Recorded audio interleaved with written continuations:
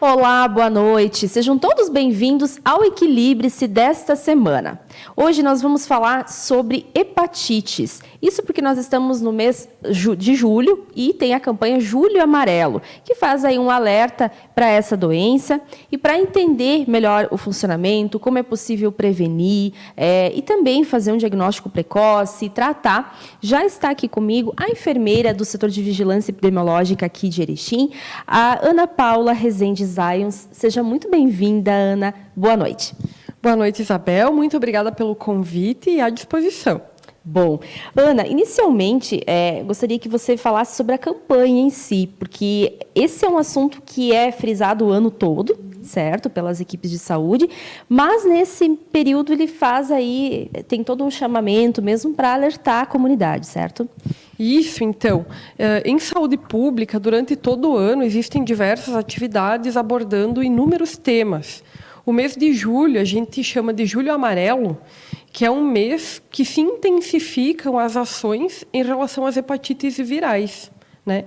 As hepatites virais são doenças infecciosas, transmitidas por vírus de diferentes tipos e que ainda têm ocorrência no nosso país, no nosso estado e aqui no nosso município também.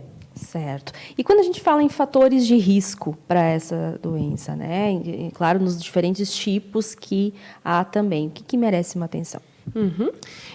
Então, como toda doença infecciosa, ela tem um ciclo e as hepatites virais com maior ocorrência no Brasil, e elas se classificam em hepatite A, B, C, D e E. Né?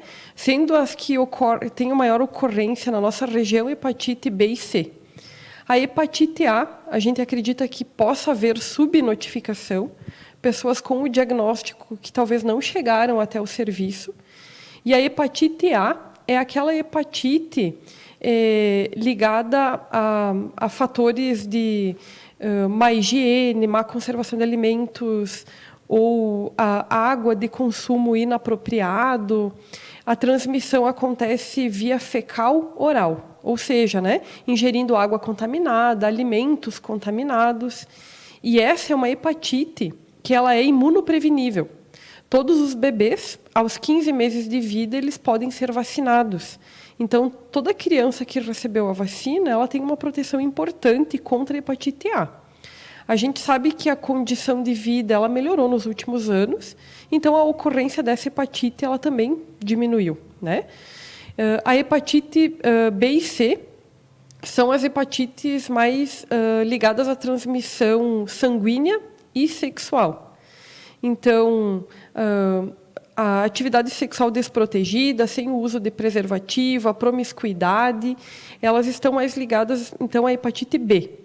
E a hepatite C, ela também pode ser transmitida pelo contato sexual, mas a sua transmissão, assim como a hepatite B, se dá por meio de compartilhamento de objetos cortantes, como lâmina de barbear, lâmina de depilação, alicate de cutícula, em tatuagem, colocação de piercing. Claro, né, Isabel, que todos esses momentos sem a devida precaução, sem os devidos cuidados, sem respeitar as normas de biossegurança, né? Pode haver transmissão também pela transfusão de sangue, procedimentos cirúrgicos, procedimentos odontológicos, né? Saliento, né? Quando não respeitados os princípios de biossegurança, que é o processamento do material, a esterilização, né? O uso de material descartável.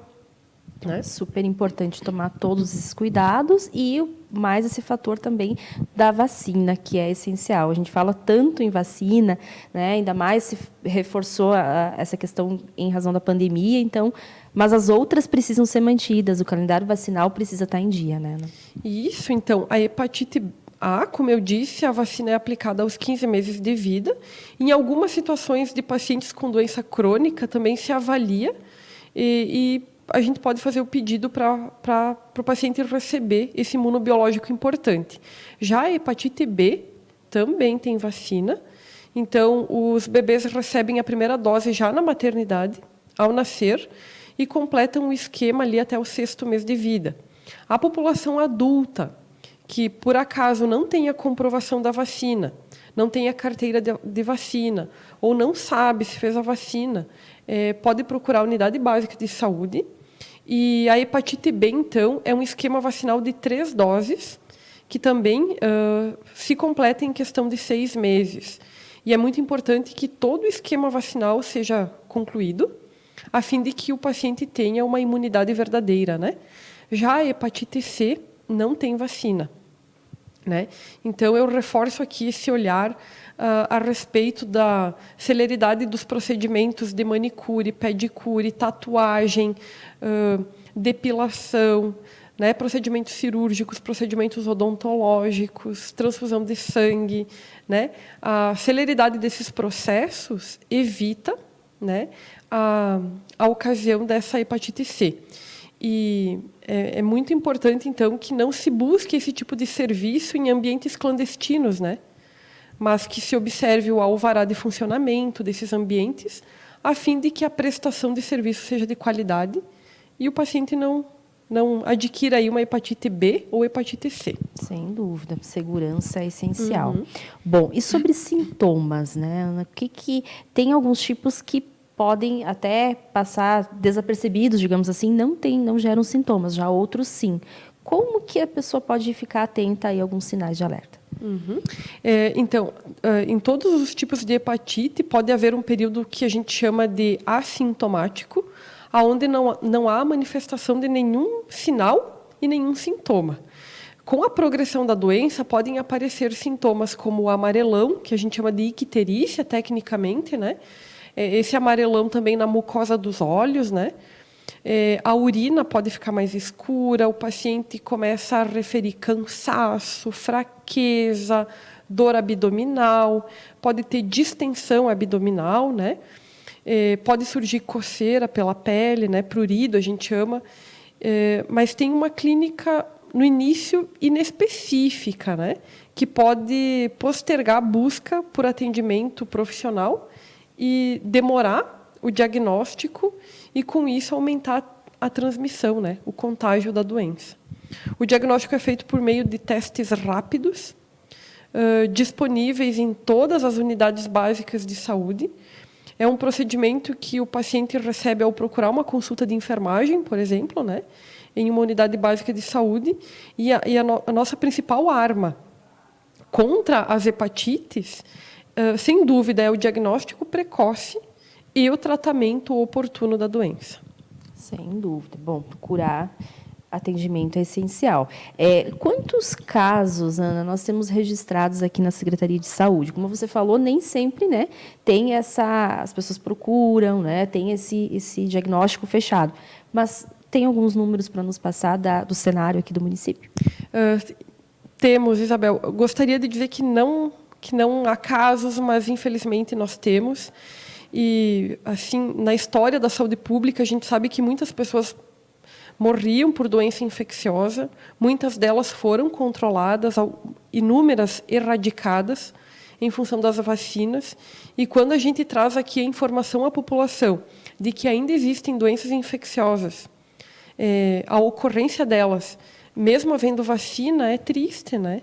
Então, nos últimos 5 anos, Erechim registrou mais de 30 casos de hepatite B e hepatite C, sendo que as notificações de hepatite B superam os indicadores nacionais. A característica dos nossos pacientes aqui, na sua grande maioria, são do sexo masculino, mas também temos mulheres. E a faixa etária desses pacientes é entre 20 e 59 anos de idade. Se sugere que todo paciente que nasceu anteriormente a 1980, ele faça um teste de hepatite C, né? Porque antes do nascimento do Sistema Único de Saúde, anterior à década de 1990, não havia essas regulamentações de vigilância sanitária, de alvará sanitário, a saúde era muito mais precária, os procedimentos eram mais empíricos. Então, toda pessoa que nasceu anterior a essa década, ou que tenha feito transfusão de sangue, procedimento odontológico, cirúrgico, que ela procure um serviço de unidade básica de saúde e peça para fazer um teste rápido. E aí a gente vai poder descartar o diagnóstico, orientar o paciente, vaciná-lo, né? Isso, durante o ano todo, né, Ana? Vale ressaltar isso, não é somente nesse mês, mas sim é uma atenção permanente aí, quer dizer, as pessoas podem procurar o BS e só fazer a solicitação, então, né? Isso, no chegada na unidade? É isso mesmo, né? O acesso ele é bem facilitado, não precisa, por exemplo, de uma consulta médica para iniciar esse acolhimento. Esse acolhimento pode ser feito pela equipe de enfermagem, onde já vai ser feito o exame e aí a abordagem necessária e a condução do caso, né? Ressaltamos também que no ano de 2021, Erechim teve um óbito por hepatite B.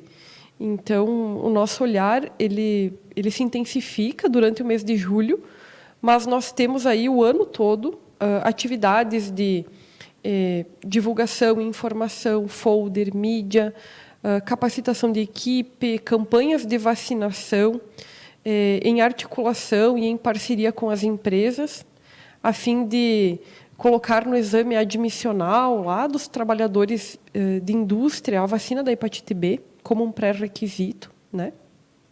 Além de testagem da população, porque a Organização Mundial da Saúde e o Ministério da Saúde brasileiro tem uma meta de erradicação da hepatite C até 2030. Né? Então, a gente só vai conseguir erradicar a doença testando para poder tratar aqueles que positivarem. Né? Cada um fazendo a sua parte é essencial para prevenir e evitar novos casos, como você falou. Bom, Ana, gostaria de agradecer novamente, então, a sua participação aqui no Equilibre-se e até uma próxima ocasião. Obrigada, Isabel. E só para finalizar aqui, dizer que a hepatite B e C tem tratamento, né? A hepatite B é uma doença que não há...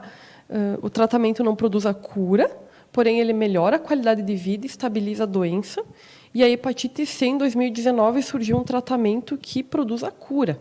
É um tratamento com praticamente zero efeitos colaterais, um tratamento via oral, não é injetável, como era antigamente, e produz a cura. Então, se algum paciente tiver o diagnóstico positivo de hepatite B e C, lembre-se que há cura, né? E procure cumprir esse tratamento que vai dar tudo certo. Todas as orientações, o acompanhamento. Muito obrigada pelo espaço e sempre à disposição. Imagina, nós que agradecemos. E desse modo, então, nós encerramos o programa de hoje. Você pode rever esse e outros programas aqui na página do Jornal e TV Bom Dia. Tenham todos uma ótima noite.